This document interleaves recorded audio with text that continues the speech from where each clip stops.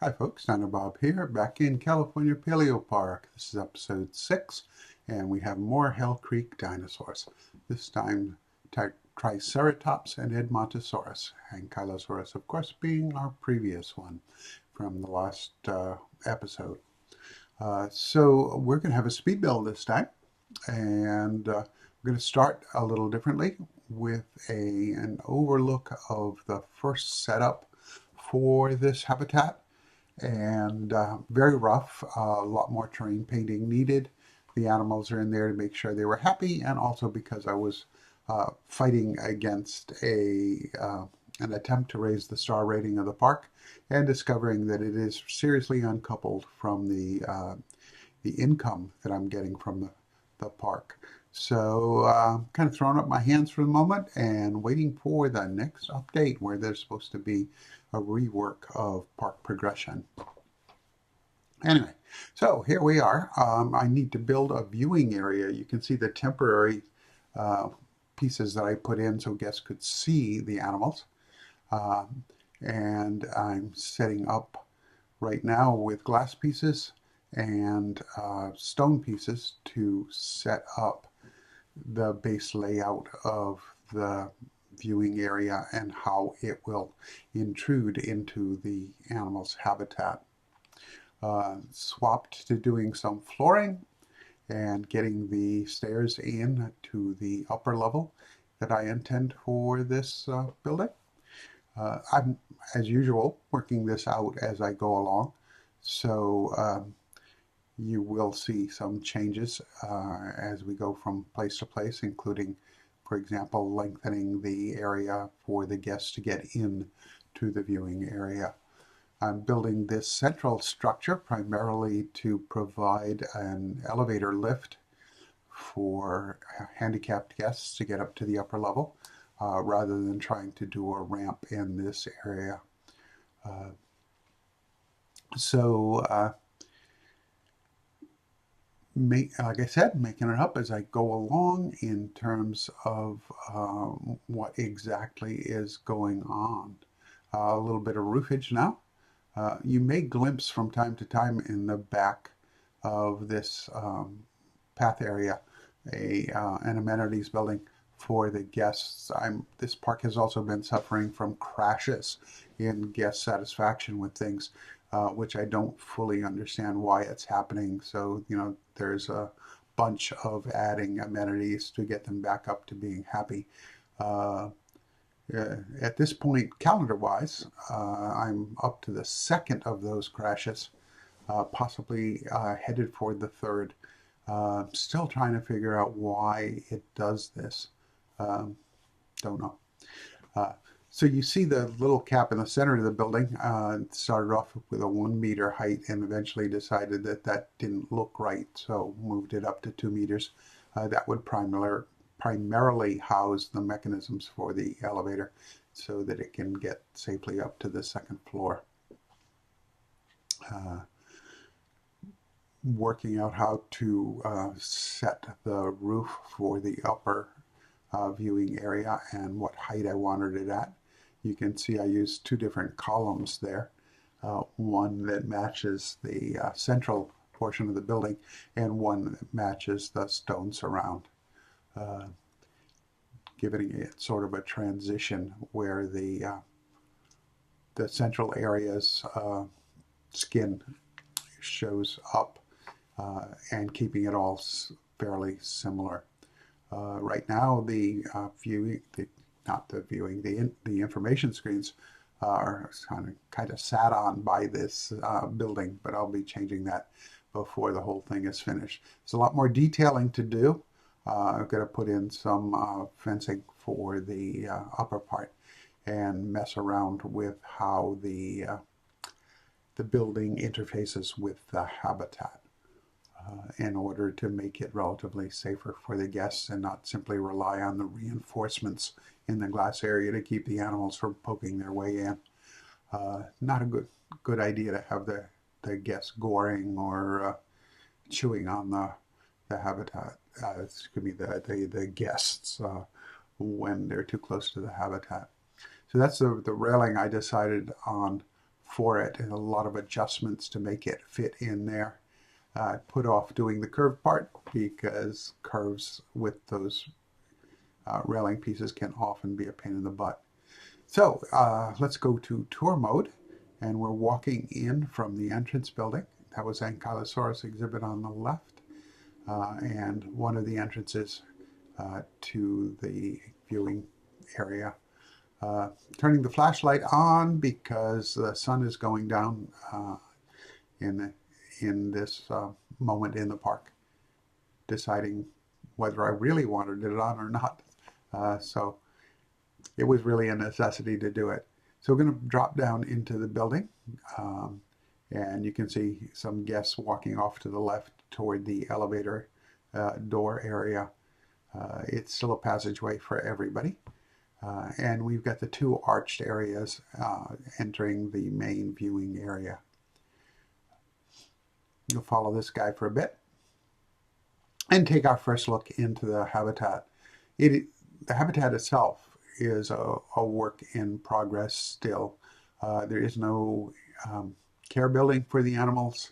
I wanted to get this video out in a timely fashion, and it took me a long time to work this viewing building up to where I wanted it. You can see the archway there to the left there. I snuck in a little bit of guest nutrition stuff. And we of course have our donation bins, and unfortunately the rock protruding through the wall. I'll need to fix that. So the guests have an expansive view of the habitat. This is the other entrance exit area. We'll go upstairs, and I wanted to keep the ceiling low here, which was a pain in the butt when I continued to work on things. The upper elevator door, and the view out from the elevation. Keeper at work, and animals just hanging out in their space. I don't know what's going on with that rectangular stuff. It's darkening the view we've got right now. I don't have glass in here, so it's a little puzzling to me. Anyway, I expect to add another Hell Creek animal eventually, and it will be further on past this forest area. And at that time, I will probably put in the care building for these animals. Right now I have two groups of Triceratops in there and one of Edmontosaurus. Let's follow these people and leave the building. So a better lit version of what the outside looks like with some of its landscaping and the silhouettes indicating the animals inside and having them point at where guests can go to see them. And there's that amenities building in the back there that I mentioned. And of course the Ankylosaurus habitat on the other side. The Ankylosaurs want much more water than the other two, which is why they're not in an integrated habitat. All animal needs are subject to change, so we shall see if that remains the case as the game gets to full release. Aerial view time. And this does not show off the little area in front of the viewing pavilion very well. You can see that brown color by the roof. There is an area the animals can't walk on right up next to the building, which gives it a standoff to keep them from poking their noses into the guest's business. We're back outside again and going to turn the other way. This animal silhouette is dressing up a small building similar to what we used in the Tyrannosaurus habitat to stand off to keep the guests out of a habitat gate for the keepers. And we're moving along here. Ignore the stub path there. There used to be a restroom there. And this is the secondary viewpoint up into the forested area of the habitat. It has a Triceratops silhouette on it, a little bit in shadow there. And of course, the information signs. Let's go up the ramp. This one is indeed handicapped accessible, and everybody needs to use the ramps. Just beyond it, you see animal care stuff, and another one of those entrance buildings for the staff. We'll pop over and look out into the forest.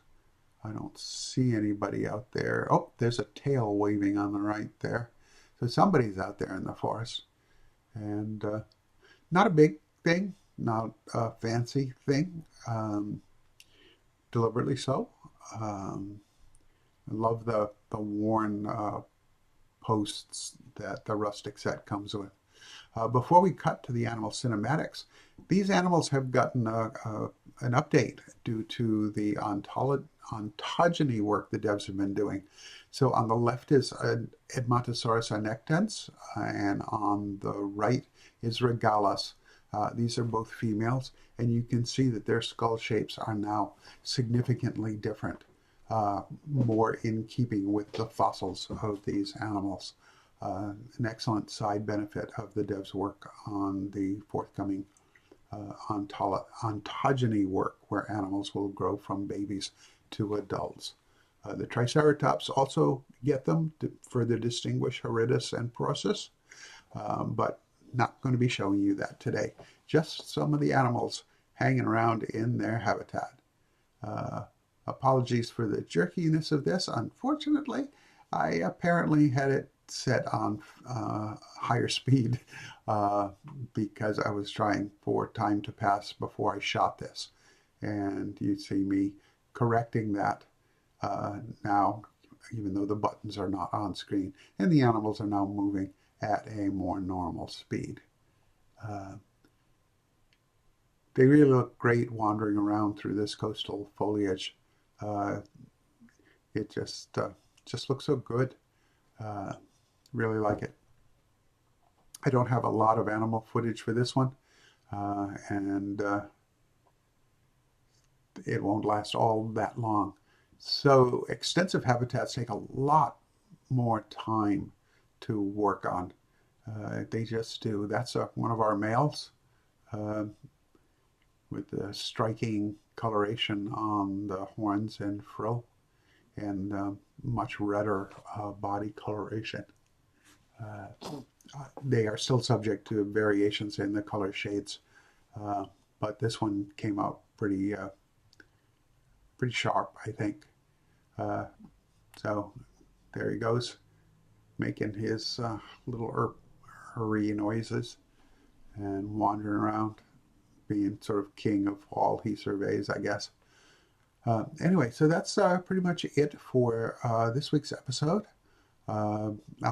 I will have another one stacked up for next weekend. I'll be slow on answering comments, but please do make them. I love to hear from folks, and I do my best to answer questions as fast as possible. If you like this video, hit the like button. If you like what I'm doing and haven't subscribed already, take the opportunity to do that. It encourages me and puts me better positioned in the algorithm so more people can get to see the parks I'm building. So yeah, pretty much leaving these animals to enjoy their expansive habitat. Till next time, take care, be kind to each other, and I'll see you again in another video, I hope. Bye now.